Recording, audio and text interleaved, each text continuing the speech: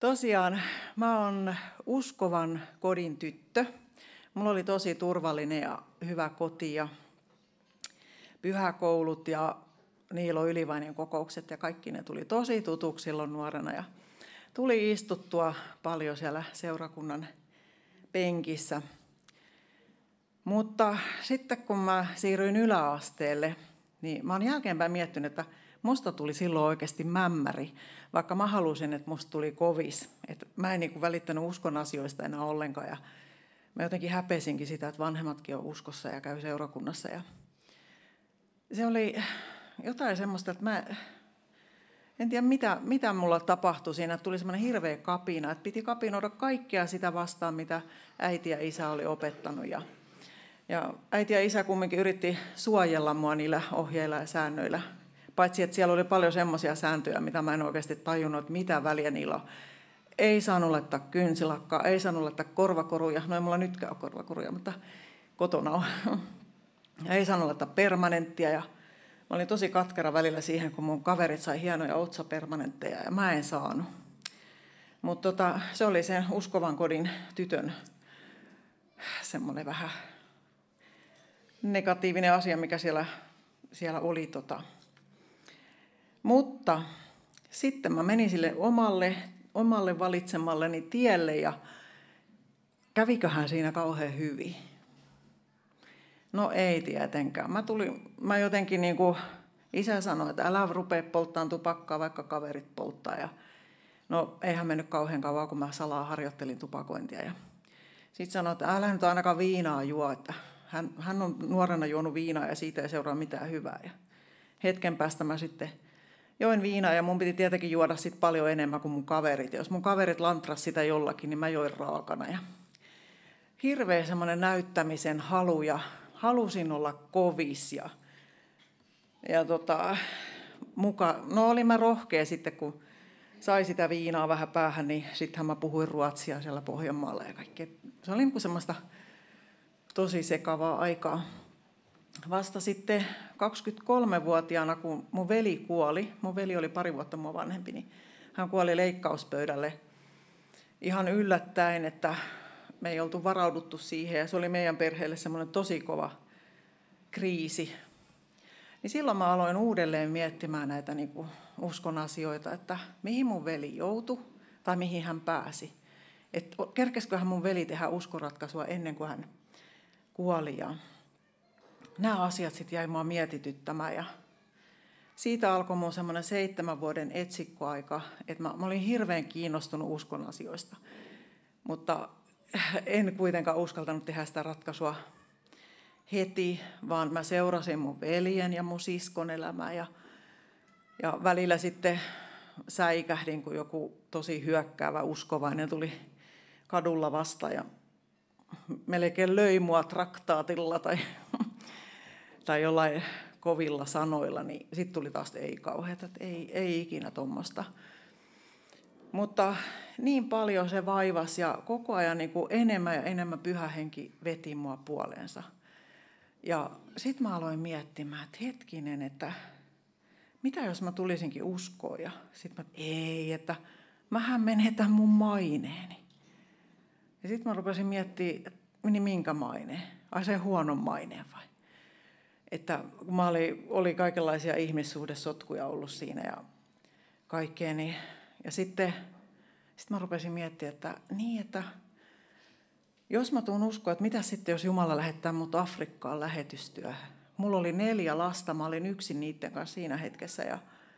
Mutta eihän mä pärjää niiden kanssa siellä, enkä mä halua mihinkään Afrikkaan. Ja sitten mä ajattelin, että no ainakaan mä en halua mennä tuonne Turun torille. Me silloin asuttiin lasten kanssa Turussa.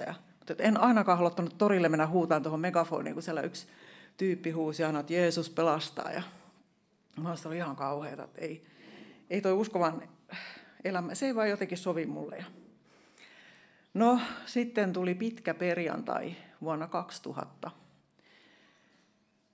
Katoin Jeesus-elokuvaa kotona, lapset oli nukkumassa ja ymmärsin siinä, kun Jeesusta naulittiin ristille, niin mä tajusin, että ei hyvänä aika, toi on oikeasti totta. Toi on oikeasti tapahtunut.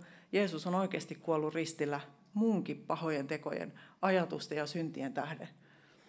Että vaikka mä olin välillä yrittänyt puolustella, että mä oon ihan hyvä uskova, että kun mä en ole ikinä tappanut ketään, enkä mä ole ikinä käyttänyt huumeita, että mä jotenkin niin kuin kuvittelin olevan jotenkin semmoinen parempi ihminen. Mutta siinä hetkessä mä tajusin sen, että mä oon syntinen ja mä oon niin paha, että Jeesus on joutunut kuolemaan munkin edestä ristille. Ja se oli semmoinen nöyrtymisen paikka ja siinä hetkessä mä sain tulla, tai se oli mun hengellinen herääminen, sain tulla uskoon, mä hurahdin, mitä kukakin sitten haluaa käyttää siitä. Mutta mulle kävi sitten niin mahtavasti ja sitten mä olinkin yhtäkkiä semmoinen, että mä haluan kertoa tästä kaikille. Lähettäköön Jumala mut Afrikkaan. Meen vaikka Turun torille megafonin kanssa. Mulla oli semmoinen olo, että mun on pakko kertoa kaikille tästä, koska mulla on niin hyvä olla. Mä sain sisäisen rauhan, mun taakat otettiin pois, kun mä koin, että mä sain niinku kaikki mun synnit anteeksi.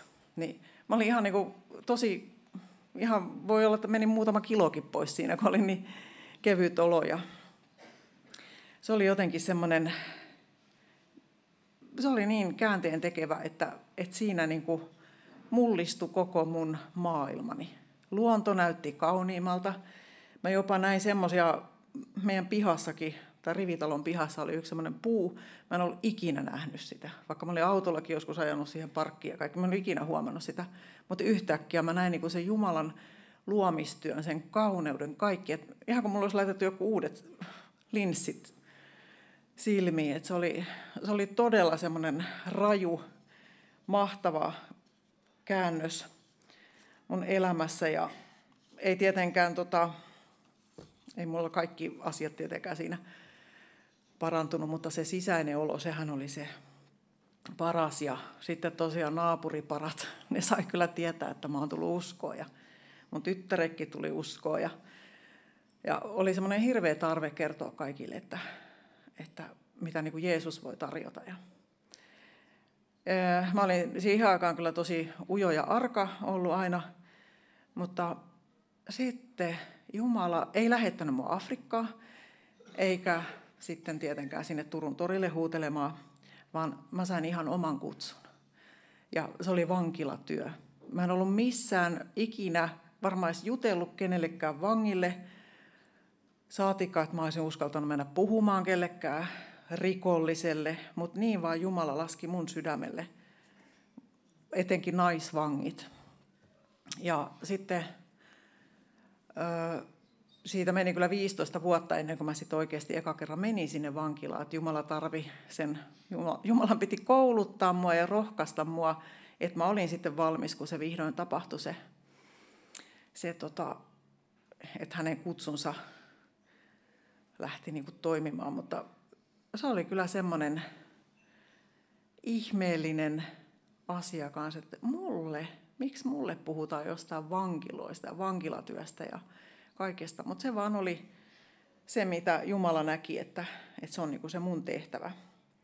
Ja mä oon miettinyt sitä, että kun mä olin tosi ujo ja arka, että miten musta on yhtäkkiä kasvanut semmoinen rohkea hölösuu.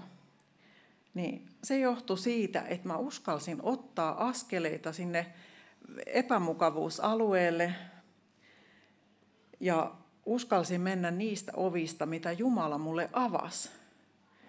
Että jos mä olisin pitänyt kiinni siitä, että ei, mä en uskalla, mä pelkään, en halua mennä, niin eihän mun elämä olisi ihan semmoista tavallista, normaalia. Ilmeisesti täällä ei tarvita valoja. Onko tässä niin hirveä kirkkaus? Oi. Mä jo ajattelin. No niin, hyvä. Ja mua ei haittaa, mä pystyn puhumaan pimeässäkin, vaikka onkin blondi. Joo, kyllä. Mutta tosiaan että tämän uskoon tulon ja aikuistumisen myötä musta on tullut semmoinen rohkea, että mä uskallan kokeilla uusia asioita ja välillä on epäonnistunut. Joo, sitten siinä ryvetään pari päivää, mutta ei lannistuta. Ja sitten taas noustaan ylös. Ja se, mikä on parasta, niin on oppinut nauramaan itsellensä. Kokeilkaa sitä joskus. Jos te ette ole ikinä nauranut omille mokille, vaan enemmänkin häpeette tai tulkoon valkeus. Joo, niin se tosiaan mä haluan rohkaista, että ottakaa niitä rohkeita uskon askeleita, että ei se haittaa, jos joku asia menee pieleen. Mitä sitten? Uudestaan vaan. Ja tosiaan on oppinut ottamaan asioita paljon rennommin nykyään.